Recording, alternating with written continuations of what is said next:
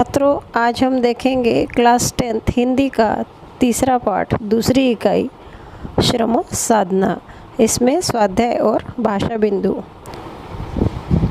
अगर वीडियो आपको अच्छे लगे तो कमेंट करना ना भूलिए और सब्सक्राइब ज़रूर कीजिए ताकि किसी ज़रूरतमंद को इसकी मदद हो सके। तो पहला स्वाध्याय है, सूचना अनुसार कृतियाँ कीजिए। उत्तर लिखिए। व्यापारी और उद्योगपतियों के लिए अर्थशास्त्र द्वारा बनाए गए नियम, संपत्ति के दो मुख्य साधन, समाप्त हुई दो प्रथाएं और कल्याणकारी राज्य का अर्थ। अगली स्लाइड में देखेंगे इसके उत्तर। व्यापारी और उद्योगपतियों के लिए अर्थशास्त्र द्वारा बनाए गए नियम, कौन से नियम है? ऊपर दो नियम हमने लिखे हैं, वो है खरीदी सस्ती से सस्ती हो और बिक्री महंगी से महंगी हो। संपत्ति के दो मुख्य साधन कौन से हैं? सृष्टि के द्रव्य और मनुष्य का शरीर श्रम। समाप्त हुई दो प्रथाएं, गुलामी तथा राज्य प्रथा। और कल्याणकारी राज्य का अर्थ है सब तरह के दुर्बलों को राज्य सत्ता द्वारा मदद दिया जाना। दूसरा स्वाध्याय देखेंगे, कृति पूर्ण कीजिए। गांधी जी द्वारा शोषण तथा अशांति मिटाने के लिए बताए गए सूत्र।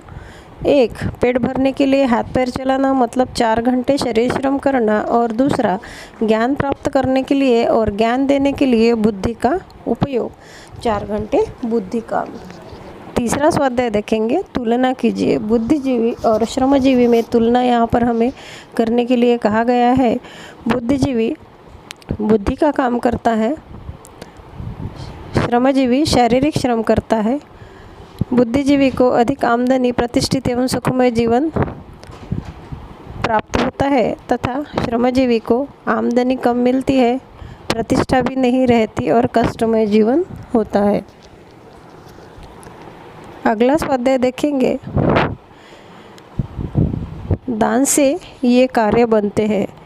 दान से अस्पताल और विद्यालय बनते हैं।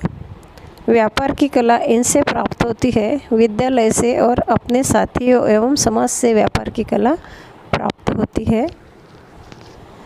चलते हैं अगले स्वाध्याय की तरफ। पाठ में प्रयुक्त इक प्रत्यय युक्त शब्द को ढूंढ कर लिखिए तथा 4 स्वतंत्र वाक्य में प्रयोग कीजिए। यहाँ पर हमने एक प्रत्यय लगे हुए कुछ शब्द लिखे हैं, आर्थिक, प्राकृतिक, श्रमिक, सामाजिक, प्राथमिक और बौद्धिक। इनमें से 5 वाक्य लेकर हम इसका वाक्य में उपयोग करेंगे। आर्थिक, किसानों की आर्थिक दशा सुधारने के लिए कुछ करो। प्राकृतिक, कश्मीर की घाटी प्राकृतिक दृश्यों से भरी पड़ी है। श्रमिक, कारखाने में काम करने वाले श्रमिक का काम बहुत मेहनत का होता है। सामाजिक, मनुष्य एक सामाजिक प्राणी है। प्राथमिक, घायल व्यक्ति को तुरंत प्राथमिक चिकित्सा की ज़रूरत होती है। बौद्धिक, हर व्यक्ति की बौद्धिक क्षमता भिन्न भिन्न होती है। हमने पूरे ही शब्दों का वाक्य प्रयोग यहाँ पर देखा है। अगला प्रश्न,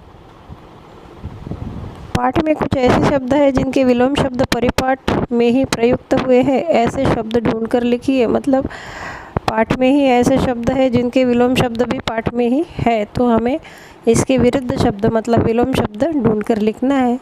जैसे हाड़, मांस, प्रत्यक्ष, अप्रत्यक्ष, देश, विदेश, हाथ पैर, स्वस्थ, स्वार्थ, परार्थ, अमीर, गरीब।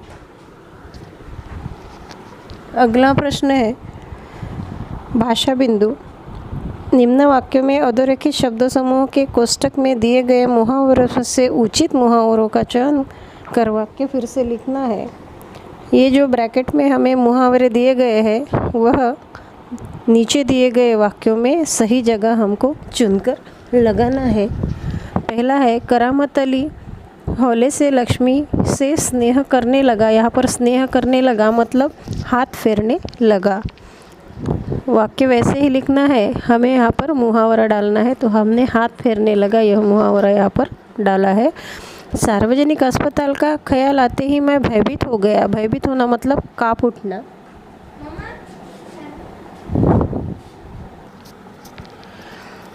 सार्वजनिक अस्पताल का ख्याल आते ही मैं काँप उठा। तीसरा वाक्य, क्या आपने मुझे अपमानित करने के लिए यहाँ बुलाया था? अपमानित करना यानी इज्जत उतारना। क्या आपने मेरी इज्जत उतारने के लिए यहाँ बुलाया था? इस तरह से वाक्य लिखना है। सिरचंद को बुलाओ, चापलूसी करता हुआ हाजिर हो जाएगा। सिरचंद को बुलाओ, दुम हिलाता हुआ हाजिर हो जाएगा। यहाँ पे चापलूसी करना मतलब दुम हिलाना। पंडित बुद्धिमान काकी को देखते ही क्रोध में आ गए। पंडित बुद्धिमान काकी को देखते ही तिलमिला उठे, मतलब उनको बहुत गुस्सा आया। अगला प्रश्न, निम्नलिखित मुहावरों का अर्थ लिखकर इनका अर्थपूर्ण वाक्य में प्रयोग कीजिए। 10 मुहावरे यहाँ पर दिए गए हैं, इसका अर्थ भी लिखना है, वाक्य प्रयोग भी करना है। अगले स्लाइड में देखेंगे। पहले 3 वाक्य प्रयोग। गुजर बसर करना, इसका अर्थ है जीविका चलाना। वाक्य, पंडित घनश्याम किसी तरह गुजर बसर कर लेते हैं। 2 गला फाड़ना, अर्थ ऊंची आवाज़ में बोलना। इसका वाक्य में उपयोग, बेटे ने पिता से कहा कि मैं आपकी बात सुन रहा हूँ, आप नाहक गला फाड़ रहे हैं। तीसरा कलेजे में हुक उठना, अर्थ कसक होना। वाक्य, सेठ लखुमल जब भी जवान बेटे की हत्या की बात याद करते हैं उनके कलेजे में हुक उठती है। चौथा वाक्य प्रयोग,